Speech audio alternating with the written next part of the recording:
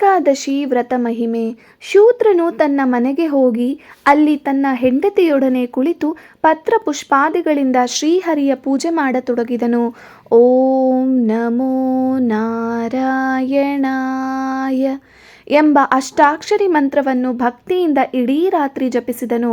ಅವನು ನಾರದರಿಂದ ಉಪದೇಶಿತನಾಗಿ ಭಕ್ತಿಯಿಂದ ಏಕಾದಶಿ ವ್ರತ ಕೈಗೊಂಡನು. ನಾರಾಯಣನು ಕೊಟ್ಟ ಮಾತಿನಂತೆ ಪ್ರಾತಃ ಕಾಲ ಶೂದ್ರನ ಮುಂದೆ ಪ್ರತ್ಯಕ್ಷನಾದನು.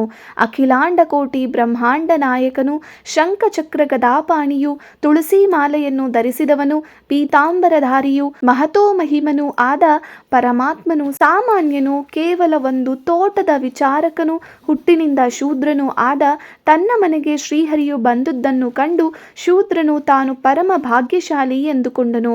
ಶ್ರೀಮನ್ನಾರಾಯಣನು, ಅಯ್ಯ ಭಕ್ತ, ನಿನ್ನ ಕೋರಿಕೆ ಏನು ಹೇಳು, ನಡೆಸಿಕೊಡುವೆ ಎಂದನು. ಶೂದ್ರನು ಸಾಷ್ಟಾಂಗ ನಮಸ್ಕಾರ ಮಾಡಿ, ಪರಮಾತ್ಮ, ದೇವತೆಗಳು ತಮ್ಮ ಗಗನ ಸಂಚಾರ ಶಕ್ತಿಯನ್ನು ಕಳೆದುಕೊಂಡಿದ್ದಾರೆ. ಅನ್ನಹಾರಗಳಿಲ್ಲದೆ ಕೊರಗಿ ಸೊರಗಿದ್ದಾರೆ. ಅವರಿಗೆ ತಮ್ಮ ಲೋಕಕ್ಕೆ ಹಿಂದಿರುಗುವ ಶಕ್ತಿಯನ್ನು ದಯಪಾಲಿಸುವವನಾಗು. ಏನೋ ಒಂದು ಕೆಲಸವಾಗಿ ಹೋಯಿತು, ಇದರಿಂದ ಅವರು ಪಾಡುಪಡುವುದು ಬೇಡ ಎಂದನು. ವಿಷ್ಣುವು ಪ್ರಸನ್ನನಾಗಿ, ನಿನಗಾಗಿ ಏನು ಕೇಳಿಕೊಳ್ಳದೆ ಪರೋಪಕಾರ ಬುದ್ಧಿಯನ್ನು ಪ್ರಕಟಿಸಿ ಧನ್ಯನಾದೆ. ನೀನು ಏಕಾದಶಿ ದಿನ ವ್ರತ ಕೈಗೊಂಡು ನನಗೆ ಪ್ರಿಯನಾದೆ. ನೀನು ದೇವಲೋಕದಲ್ಲಿರಬೇಕಾದ ಪಾರಿಜಾತ ವೃಕ್ಷವನ್ನು ದೇವೇಂದ್ರನಿಗೆ ಕೊಟ್ಟುಬಿಡು. ತುಳಸಿ ಪ್ರಿಯನಾದ ನನಗೆ ಪರಮ ಪವಿತ್ರವಾದ ತುಳಸಿ ವೃಕ್ಷವನ್ನು ಕೊಡು. ಇದರಿಂದ ನಿನಗೆ ಶುಭವಾಗುವುದು ಎಂದು ಹೇಳಲು ಶೂದ್ರನಿಗೆ ಪರಮ ಸಂತೋಷವಾಯಿತು. ಕೂಡಲೇ ತೋಟಕ್ಕೆ ಬಂದು ಇಂದ್ರಾದಿಗಳನ್ನು ಎಚ್ಚರಿಸಿ ಬೇರು ಸಹಿತವಾಗಿ ಪಾರಿಜಾತ ವೃಕ್ಷವನ್ನು ಕಿತ್ತು ಇಂದ್ರನಿಗೂ ತುಳಸಿ ವೃಕ್ಷವನ್ನು ಶ್ರೀಮನ್ನಾರಾಯಣನಿಗೂ ಕೊಟ್ಟು ಪುನೀತನಾದ ಬಳಿಕ ಇಂದ್ರಾದಿ ದೇವತೆಗಳು ಮಹಾವಿಷ್ಣುವಿಗೆ ನಮಸ್ಕರಿಸಿ ತಮ್ಮದು ಅಪರಾಧವಾಗಿದೆ ಎಂದು ಹೇಳಿ ಮನ್ನಿಸಲು ಕೋರಿದರು.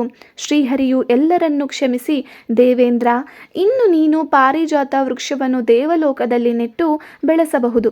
ಇದು ಸುರಲೋಕ ವೃಕ್ಷವೆಂದು ಹೆಸರಾಗುತ್ತದೆ ಎಂದು ಹೇಳಿದನು. ಶ್ರೀ ವಿಷ್ಣುವಿಗೆ ನಮಸ್ಕರಿಸಿ ಪಾರಿಜಾತದೊಡನೆ ಪರಿವಾರ ಸಮೇತ ದೇವಲೋಕಕ್ಕೆ ತೆರಳಿದನು. ಬಳಿಕ ವಿಷ್ಣುವು ಶೂದ್ರನಿಗೆ, ಭಕ್ತ, ನೀನು ಆಷಾಢ ಶುಕ್ಲ ಏಕಾದಶಿಯ ಪವಿತ್ರ ದಿನದಂದು ಏಕಾದಶಿ ವ್ರತವನ್ನಾಚರಿಸಿದೆ. ಇದು ಮಾನವರಿಗೆ ಶ್ರೇಯಸ್ಕರವೂ ಪುಣ್ಯಕರವೂ ನನಗೆ ಪ್ರೀತಿ ಪಾತ್ರವೂ ಆದ ವ್ರತವಾಗಿದೆ. ಇದು ಪಾಪಗಳನ್ನು ನಾಶ ಮಾಡುವ ವ್ರತ. ಏಕಾದಶಿಯ ದಿನ ಮಾನವರು ಉಪವಾಸ ಮಾಡಬೇಕು. ಉಪವಾಸವೆಂದರೆ ಅನ್ನ ಆಹಾರಗಳನ್ನು ತೊರೆದು ಇರುವುದಷ್ಟೇ ಅಲ್ಲ, ದೇವರ ಪೂಜೆ ಮಾಡುತ್ತಾ, ಉಪ ಎಂದರೆ ನನ್ನ ಹತ್ತಿರ ವಾಸ ಮಾಡುತ್ತಾ ಇರಬೇಕು. ಅಂಥವರು ನನಗೆ ಪರಮ ಪ್ರಿಯರಾಗುತ್ತಾರೆ. ಆ ದಿನ ಜಾಗರಣೆ ಮಾಡಿ ಯಾರು ನಿರ್ಮಲ ಭಕ್ತಿಯಿಂದ ನನ್ನನ್ನು ಪೂಜಿಸುವರೋ ಅವರು ವೈಕುಂಠವನ್ನು ಸೇರುತ್ತಾರೆ. ಈ ವ್ರತವು 1000 ಅಶ್ವಮೇಧ ಯಾಗಗಳನ್ನು ಮಾಡಿದ ಫಲವನ್ನು ಕೊಡಬಲ್ಲದು.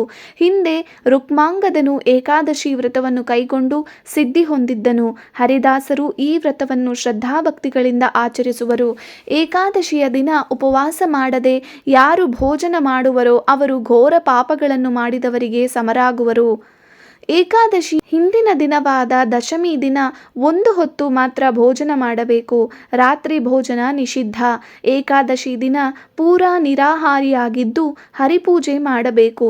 ದ್ವಾದಶಿ ದಿನ ಪಾರಣೆ ಮಾಡಬೇಕು. ಅಂದು ರಾತ್ರಿ ಭೋಜನ ನಿಷಿದ್ಧ. ಇದು ಏಕಾದಶಿ ವ್ರತದ ನಿಯಮ. ಶ್ರೀಹರಿ ಪ್ರೀತ್ಯರ್ಥವಾದ ಈ ವ್ರತ ಕೈಗೊಳ್ಳುವವರು ಸರ್ವ ಪಾಪಗಳಿಂದ ಮುಕ್ತರಾಗಿ ಹರಿಗೆ ಪ್ರಿಯರಾದವರು ಎಂದು ಹೇಳಿ ಅಂತರ್ಧಾನನಾದನು.